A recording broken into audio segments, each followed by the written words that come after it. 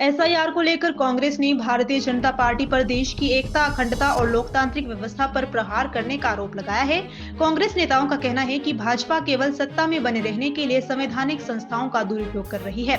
संसद के भीतर और बाहर इस मुद्दे पर कांग्रेस का विरोध लगातार जारी है।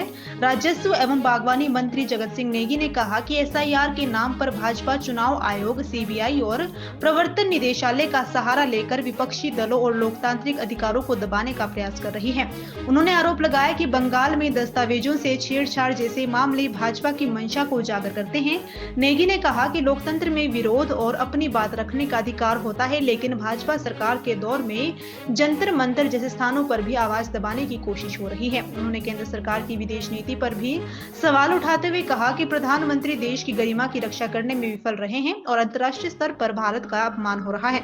कांग्रेस ने भाजपा पर दोहरे चरित्र का आरोप लगाते हुए कहा कि राष्ट्रवाद केवल भाषणों तक सीमित रह गया है।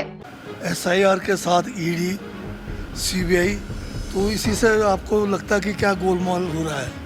ये जो है भारतीय जनता पार्टी किसी भी कीमत पर, चाहे वो इस देश की एकता, अखंडता को ख़त्म करके या संविधान को ख़त्म करके सत्ता के साथ चिपकने के जो है इनकी एक मंशा यही है।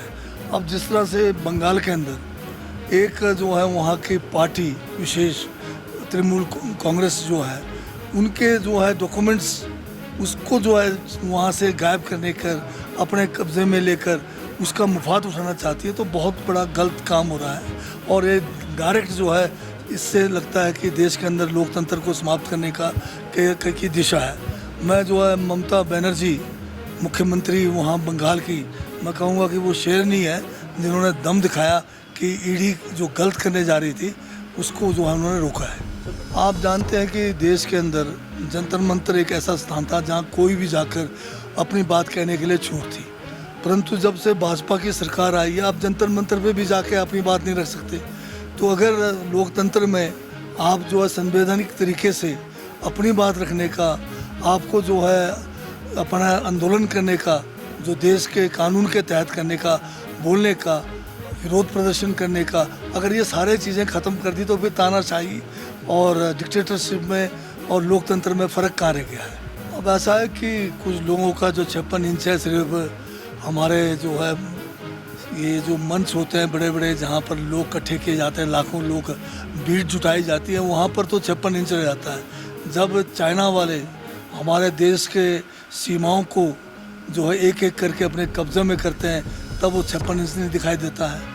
और जब जो है ट्रंप एक बार नहीं अनेकों बार हमारे देश के प्रधानमंत्री का अपमान करते हैं, वो कहते हैं कि ये मेरे से पूछ रहे थे कि मैं आऊँ कि नहीं आऊँ, ये कहते हैं कि मैंने सीज़ फायर कराया, ये ऐसे ऐसे कई इन्होंने जो है उदाहरण हर दूसरे दिन देते हैं कि अगर आप जो है रशिया से अगर तेल लेना बंद नहीं करोगे 500% का टैरिफ लगा दूंगा, ऐसी तैसी कर दूंगा।